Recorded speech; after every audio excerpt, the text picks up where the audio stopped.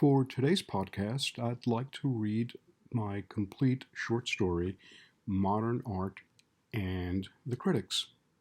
It is one of the shorter stories in my latest book of short stories titled Echoes of the Mind's Eye, which I published in 2021. It has 13 short stories in it, and this is one of the more offbeat ones that I hope you will enjoy. So, without further ado, here is my unrehearsed, cold reading of Modern Art and the Critics. A half-dozen art critics stood around a naked white canvas perched at an angle below the empty wall space where one would have expected it to hang.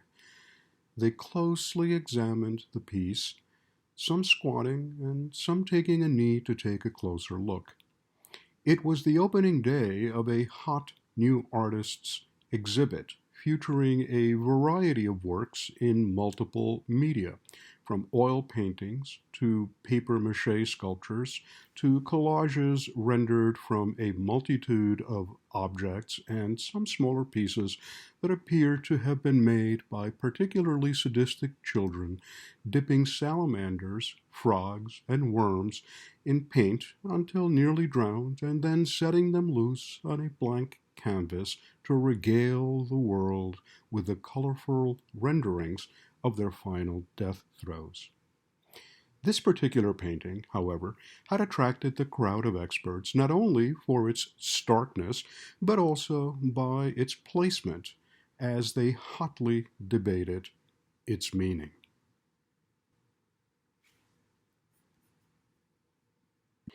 It is obviously social commentary on the desperate isolation of human being faces in life, claimed critic number one in a voice dripping with self-assured gravity intermixed with an obviously fake English accent. Yes, said the second critic, but it is much more than that. Take a closer look at the placement of the paint off-center, near the lower right corner of the canvas, a single irregular dot. And take a closer look at it under even low magnification from my loupe. It is not a dot of black paint. Despite its diminutive size, the artist has managed to imbue it with at least 4 different colors that I can detect. A remarkable achievement in itself. Can't you feel the metaphorical, oppressive weight of the cosmos on that dot representing our collective humanity? The skewed display of the canvas at an angle, weighing down on the subject, makes that patently clear. This voice from a woman in an incredibly tight red dress that seemed painted on her, spoken through blood-red lips enhanced via collagen injections to a perpetual pout. No. You're missing the point. Look carefully at the subject. The irregular dot in its asymmetric, three-dimensional rendering is nothing but a cancer cell. This is not a comment on isolation or oppression, but rather a statement about humanity's cancerous existence on the face of the earth. Notice how the canvas rests unhung from its prepared place of honor on the wall. It represents the decline and inevitable fall of our planet because of humanity's destructive impact. Climate change, overpopulation, strip mining, deforestation of our rainforests, unchallenged industrialization, all contributing to the ultimate destruction of our world. Can't you see that? It is as plain as can be. Critic number 3. A diminutive man dressed in a manner reminiscent of Woodstock with long, greasy, uncombed hair and the smell of too long unwashed jeans emanating from his squatting form, opined in a voice like nails on a chalkboard, rising to a nearly inaudible crescendo in keeping with his righteous agitation.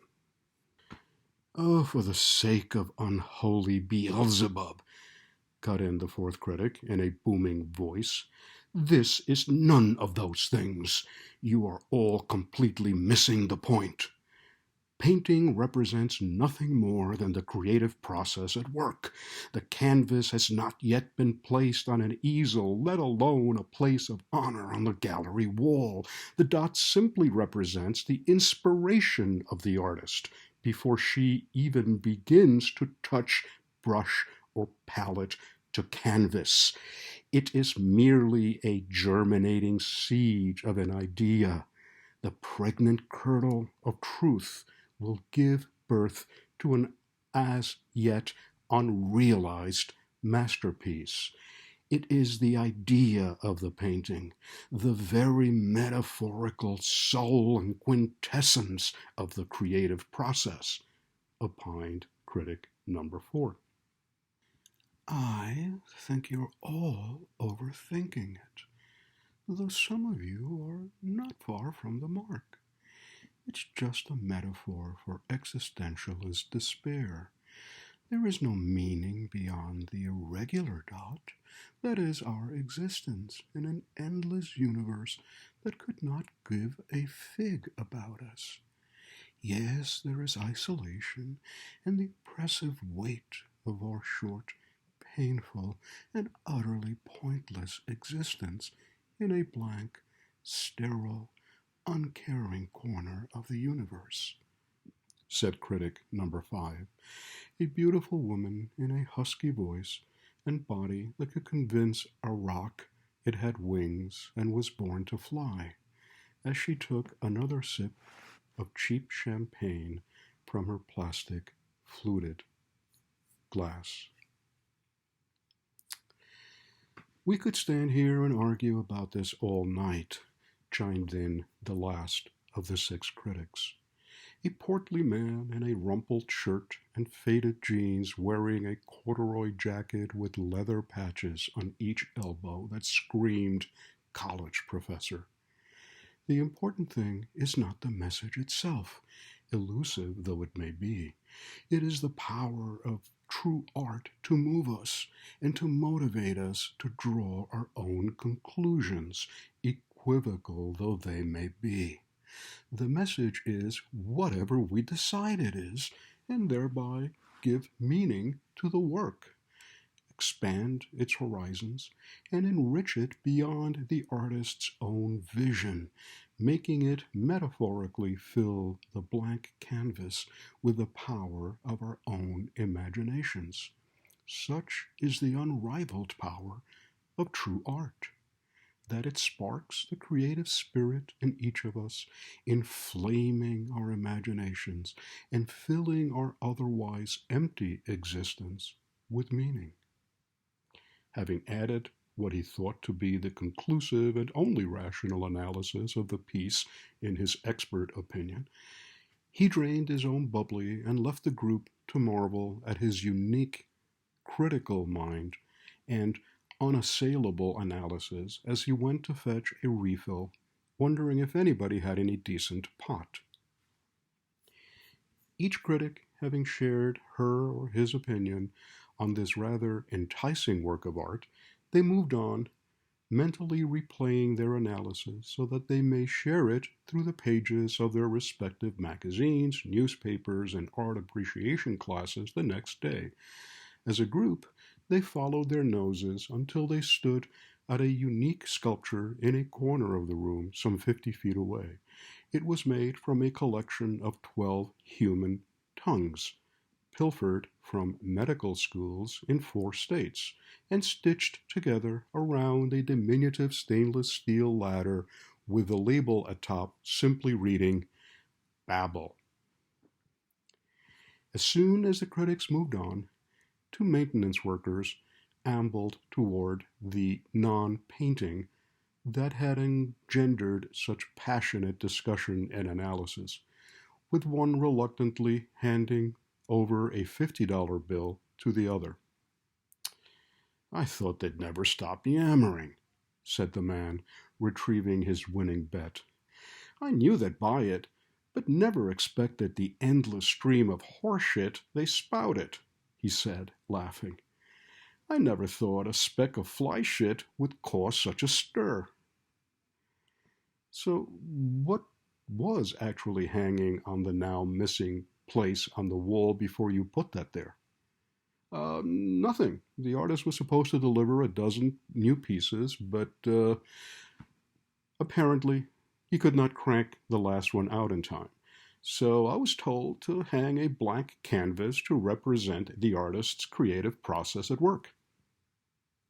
How'd the fly get in there?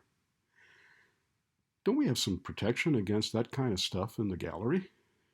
Oh, sure, but it was attracted by the rotting tongues on the sculpture the critical geniuses are now examining and took a dump on the blank canvas.